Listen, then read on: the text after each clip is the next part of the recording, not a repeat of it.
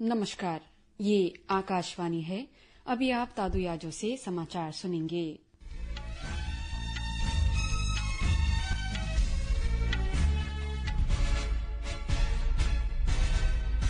पहले मुख्य समाचार।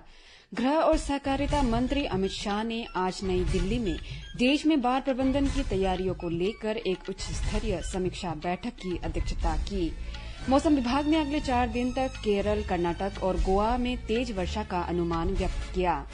18वीं लोकसभा का पहला सत्र कल से हो रहा है शुरू।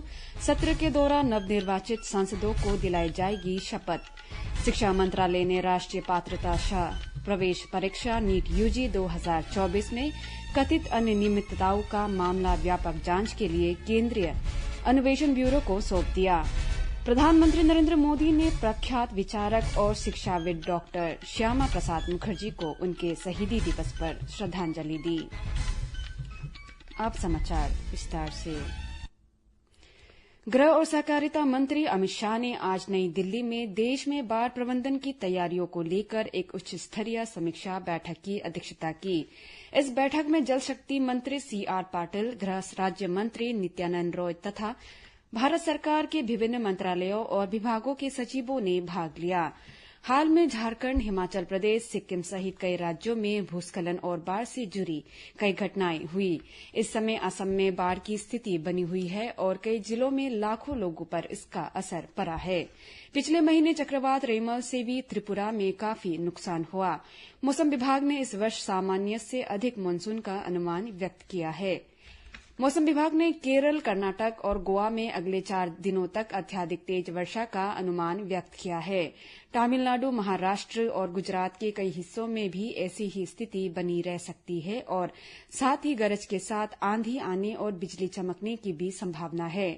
विभाग ने कहा कि अगले 3 दिनों के दौरान मध्य प्रदेश, छत्तीसगढ़, ओडिशा, गांगे, पश्चिम बंगाल, बिहार, झारखंड और उत्तर प्रदेश के पूर्वी हिस्सों में दक्षिण पश्चिम मानसून के आगे बढ़ने की परिस्थितियों अनुकूल है।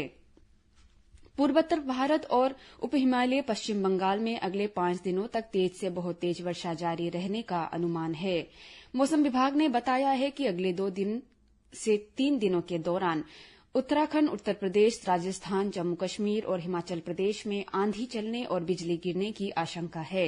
वरिष्ठ मौसम वैज्ञानिक आरके जैनामनी ने देश में मौसम की स्थिति पर जानकारी दी है।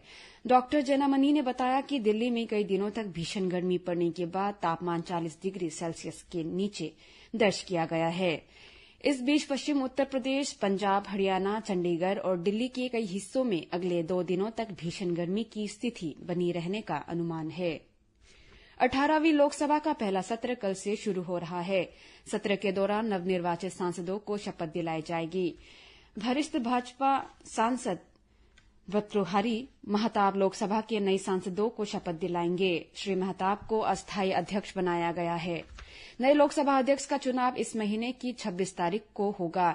अगले दिन 27 जून को लोकसभा और राज्यसभा के संयुक्त सत्र में राष्ट्रपति द्रौपदी मुर्मू का अभिभाषण होगा। संसद सत्र अगले महीने की 3 तारीख तक चलेगा। शिक्षा मंत्रालय ने राष्ट्रीय पात्रता प्रवेश परीक्षा नीट यूजी 2024 में कथित अनियमितताओं का मामला व्यापक जांच के लिए केंद्रीय अन्वेषण ब्यूरो को सौंप दिया है। मंत्रालय ने एक बयान में कहा है कि सरकार परीक्षाओं की शुचिता और विद्यार्थियों का हित सुनिश्चित करने के लिए प्रतिबद्ध है। यदि कोई व्यक्ति या संगठन इस मामले में लिप्त पाया जाता है, उसके खिलाफ कड़ी कार्रवाई की जाएगी। केंद्र सरकार ने परीक्षाओं में कदाचार रोकने के लिए लोक परीक्षा अनुचित साधन निवारण अधिनियम 2024 लागू किया है। राष्ट्रीय परीक्षा एजेंसी एनटीए ने पिछले महीने की 5 तारीख को नीट यूजी परीक्षा संचालित की थी। परिणाम आने के बाद परीक्षा में अनियमितता बरते जाने और जालसाजी के आरोप लगे थे। प्रधानमंत्री नरेंद्र मोदी ने प्रख्यात विचारक और शिक्षाविद डॉक्टर श्यामा प्रसाद मुखर्जी को उनके शहीदी दिवस पर श्रद्धांजलि दी। सोशल मीडिया पोस्ट में श्री मोदी ने कहा कि डॉक्टर मुखर्जी ने अपना जीवन भारत माता की सेवा में समर्पित कर दिया था। उन्होंने ये भी कहा कि डॉक्टर मुखर्जी का ऊर्जावान व्यक्तित्व देश की हर पीढ़ी को प्रेरित करता रहेगा। केंद्रीय मंत्री और भारतीय जनता पार्टी के अध्यक्ष जगत प्रकाश नड्डा ने डॉक्टर श्यामा प्रसाद मुखर्जी को उनके पुण्यतिथि पर पुष्पांजलि अर्पित की है। इस अवसर पर उन्होंने नई दिल्ली के भाजपा मुख्यालय में पौधों का वितरण किया। श्री नड्डा ने कहा कि डॉक्टर मुखर्जी बहुमुखी प्रतिभा वाले व्यक्ति थे। वे जीवन भर देशभक्त और शिक्षाविद रहे तथा उन्होंने सामाजिक न्याय में प्रति सदैव संघर्ष किया। तिब्बत के आध्यात्मिक गुरु दलाई लामा ने बिहार के राजगीर में नालंदा विश्वविद्यालय के नए परिसर के उद्घाटन पर प्रधानमंत्री नरेंद्र मोदी को बधाई दी है। उन्होंने कहा कि प्राचीन भारतीय ज्ञान के प्रति देश के युवाओं के बीच बढ़ती रुचि से वे उत्साहित हैं। वित्त मंत्री निर्मला सीतारमण ने कहा है कि समय से कर अंतरण, वित्त आयोग अनुदान और जीएसटी क्षतिपूर्ति बकाया की केंद्रीय सहायता का उद्देश्य राज्यों के विकास की गति देना है।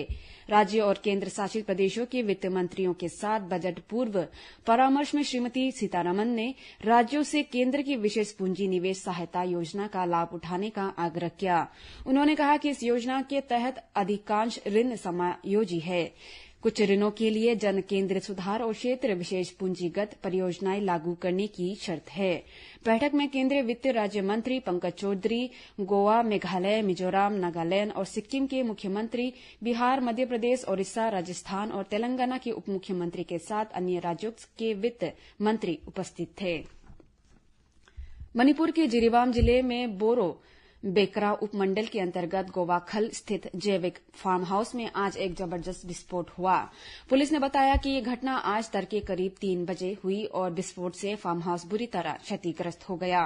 हालांकि इस घटना में किसी के हताहत होने की खबर नहीं है, क्योंकि इस वर्ष मई के पहले सप्ताह में जिरीबाम जिले में जातीय हिंसा भड़कने के बाद फार्म हाउस में कोई नहीं रह रहा था। पुलिस ने घटनास्थल का दौरा किया है और अपराधियों को पकड़ने की जांच शुरू कर दी है। युवा कार्य और खेल मंत्री डॉक्टर मनसुख मांडविया ने अंतर्राष्ट्रीय ओलंपिक दिवस पर शुभकामनाएं दी है। सोशल मीडिया पोस्ट में उन्होंने सभी से एकता और शांति को बढ़ावा देने के लिए ये दिवस मनाने का आह्वान किया। डॉक्टर मांडविया ने खेल के क्षेत्र में अपने जोश, प्रतिबद्धता और उपलब्धता के लिए सभी एथलीटों की सराहना की। खेल मंत्री ने इस वर्ष के पेरिस ओलंपिक की तैयारी में लगे सभी खिलाड़ियों को शुभकामनाएं दी। इस वर्ष के अंतर्राष्ट्रीय ओलंपिक दिवस का विषय है let's move and celebrate. Olympic दिवस की स्थापना 1948 में हुई थी तथा विश्व स्तर पर खेल और शारीरिक गतिविधियों को प्रोत्साहन देने के लिए ये दिवस प्रतिवर्ष 23 जून को मनाया जाता है। विदेश मंत्री डॉक्टर सुब्रमण्यम जयशंकर ने एयर इंडिया विमान 182 दुर्घटना में मारे गए 329 लोगों को श्रद्धांजलि दी है। ये दुर्घटना आज ही के दिन 39 वर्ष पूर्व 1985 में हुई थी। उन्होंने सोशल मीडिया पोस्ट में इसे आतंकवाद के इतिहास में सबसे दुखद घटना बताया। विदेश मंत्री ने कहा कि उनकी भावनाएं पीड़ित परिवारों के साथ है। उन्होंने कहा कि ये घटना हमें याद दिलाती है कि आतंकवाद को कभी भी सहन नहीं किया जाना चाहिए। भारतीय अंतरिक्ष अनुसंधान संगठन इसरो ने आज एक बार फिर कामयाबी की कहानी लिखी। इसरो ने लगातार तीसरी बार रीयूजेबल लॉन्च व्हीकल पुष्पक की लैंडिंग एक्सपेरिमेंट में सफलता हासिल की है। जानकारी के मुताबिक कर्नाटक के चित्रदुर्ग में रविवार सुबह 7:10 में लैंडिंग एक्सपेरिमेंट के तीसरे और फाइनल टेस्ट को अंजाम दिया गया। चित्रदुर्ग के एरोनॉटिकल टेस्ट रेंज में पुष्पक को इंडियन एयरफोर्स के चिनूक हेलीकॉप्टर से 4.5 किलोमीटर की ऊंचाई तक ले गया और रनवे पर ऑटोनोमस लैंडिंग के लिए छोड़ा गया। पुष्पक ने क्रॉस रेंज करेक्शन मैन्यूवर को एग्जीक्यूट करते हुए हॉरिजॉन्टल लैंडिंग को सटीकता से अंजाम दिया। उल्लेखनीय है कि पहला लैंडिंग एक्सपेरिमेंट 2 अप्रैल 2023 और दूसरा 22 मार्च 2024 को किया गया था। आईसीसी T20 विश्व कप क्रिकेट में आज सुबह जमैका के किंगस्टन में सुपर 8 मुकाबले में अफगानिस्तान ने एक रोमांचक मैच में ऑस्ट्रेलिया को 21 रनों से हरा दिया। पहले बल्लेबाजी करते हुए अफगानिस्तान ने 20 ओवरों में 5 विकेट पर 148 रन बनाए। 149 रनों के लक्ष्य के जवाब में ऑस्ट्रेलिया 19 ओवर और 2 गेंद में 127 ही बना सकी। अफगानिस्तान के ऑलराउंडर गुलाबदीन नायब ने 4 विकेट लिए और उन्हें प्लेयर ऑफ द मैच चुना गया। आज अमेरिका का मुकाबला इंग्लैंड से होगा। ये मैच भारतीय समय अनुसार रात 8 बजे से बारबाडोस के ब्रिजटाउन केंसिंगटन ओवल में खेला जाएगा। भारत के टेनिस खिलाड़ी सुमित नागल ने इस वर्ष के ओलंपिक खेलों के टेनिस मुकाबले में पुरुष सिंगल्स में अपनी जगह पक्की कर ली है। इसी के साथ ये समाचार बुलेटिन समाप्त हुआ। नमस्कार।